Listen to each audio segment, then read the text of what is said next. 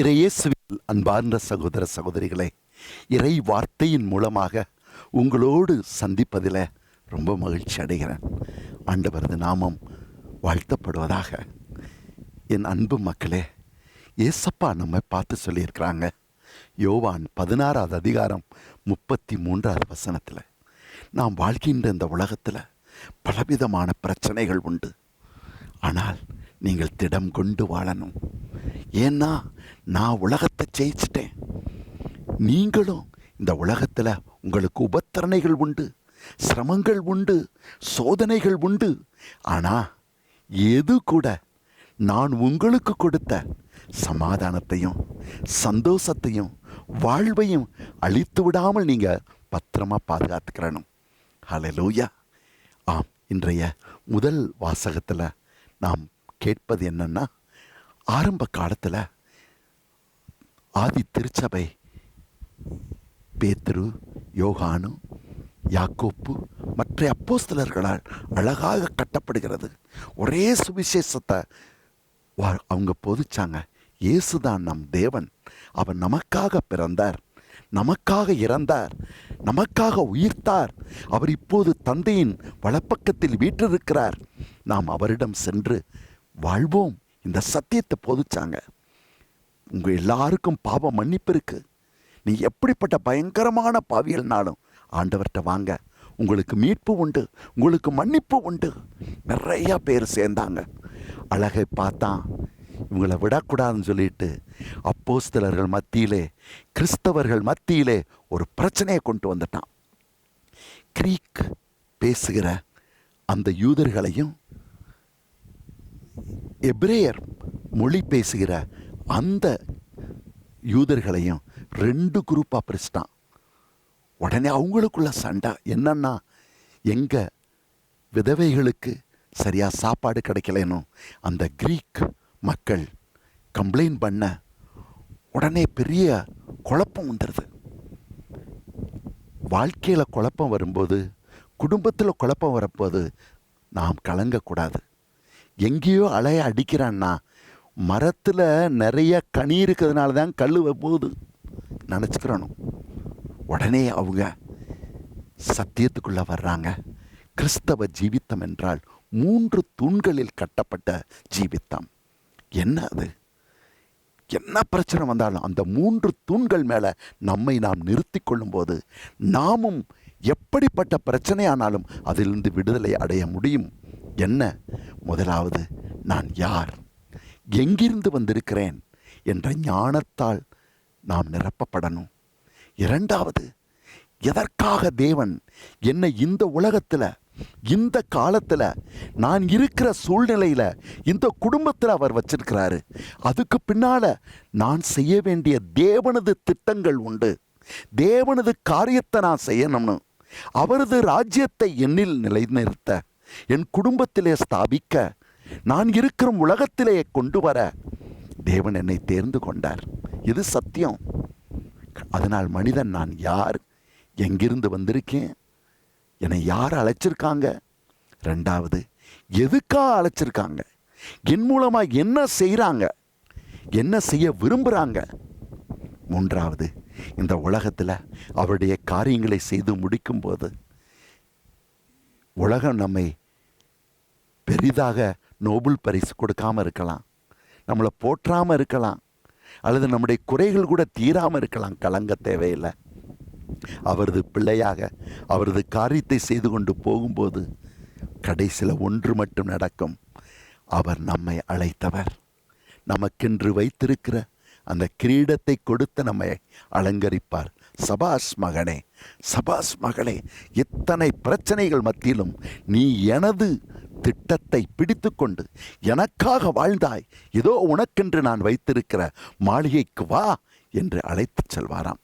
அதுதான் இன்றைய சுவிசேஷம். கலங்காதே. பிரச்சனை வந்தவுடனே முதல்ல சாத்தான் செய்கிறது மனதை குழப்புவான். அப்படி ஆயிப்போச்சே, நான் இது பண்ணதுனால தானே, அது பண்ணதுனால இல்லை. நான் தேவனது பிள்ளை, தேவனுக்காக வாழணும், அவர் வகுத்திருக்க சத்தியத்தின்படி வாழணும். அவர் எங்கே என்னை கூட்டு போகணுமோ அவருக்கு தெரியும், எப்படி என்னை பாதுகாக்கணுமோ அவருக்கு தெரியும்.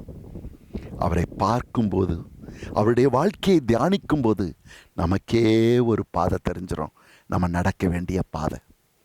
அதனால தான் இயேசப்பா சொல்கிறாங்க, தகப்பனால் நான் அனுப்பப்பட்டேன், தகப்பனது சித்தத்தை நான் செய்கிறேன், தகப்பனிடம் ஒரு நாள் போய்விடுவேன், நானும் தகப்பனும் ஒன்றாக இருக்கிறோம். உடனே பிலிப்பு அப்பா அவங்கெல்லாம் தாமாஸ் எல்லாரும் குதிச்சிருப்பாங்க. ஆண்டவரே, பாதையா? அது எங்கே கிடைக்கும்? எங்களுக்கு தெரியாதே. அப்பா அப்பானுங்கிற அவர் எங்கே இருக்காரு? அவர் முகம் கூட நாங்கள் பார்க்கலையே.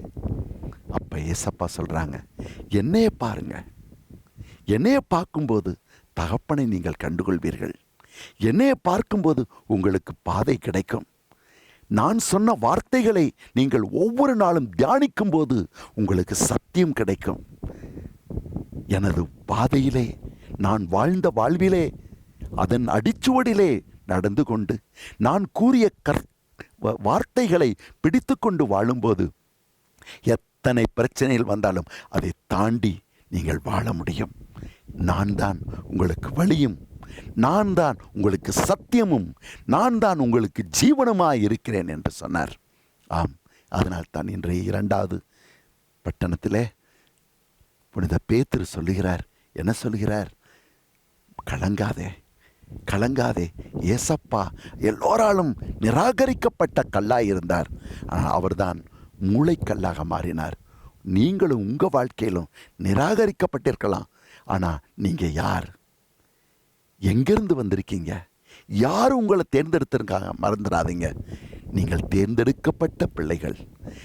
கடவுளுடைய கூட்டத்தோடு, மக்களோடு சேர்ந்து வாழ அழைக்கப்பட்ட திருக்கூட்டம்.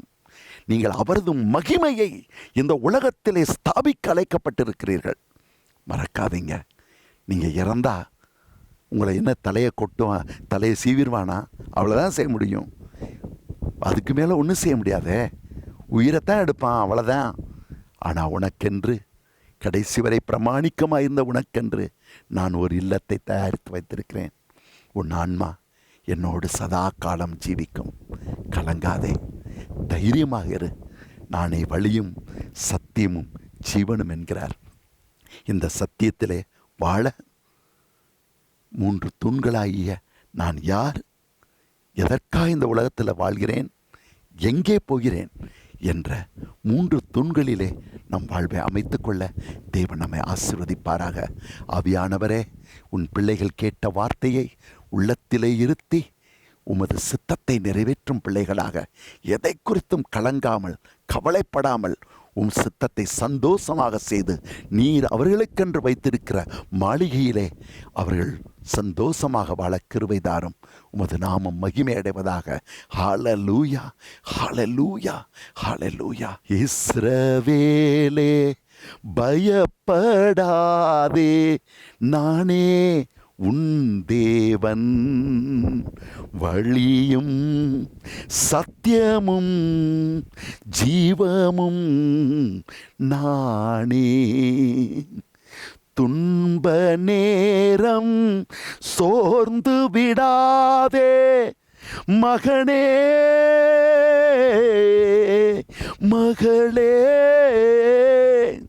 துன்ப நேரம் சோர்ந்து விடாதே, ஜீவ கிரீடம் உனக்கு தருவேன், சீக்கிரம் வருவேன், அழைத்து செல்வேன், மகிழ்ந்து களி கூறு. வழியும் சத்தியமும் ஜீவனும் நானே. இஸ்ரவேலே பயப்படாதே, நானே உன் தேவன். எல்லாம் வல்ல இறைவன், தந்தை, மகன், தூய ஆவியார் உங்களை ஆசீர்வதித்து பாதுகாத்து வழி நடத்துவாராக.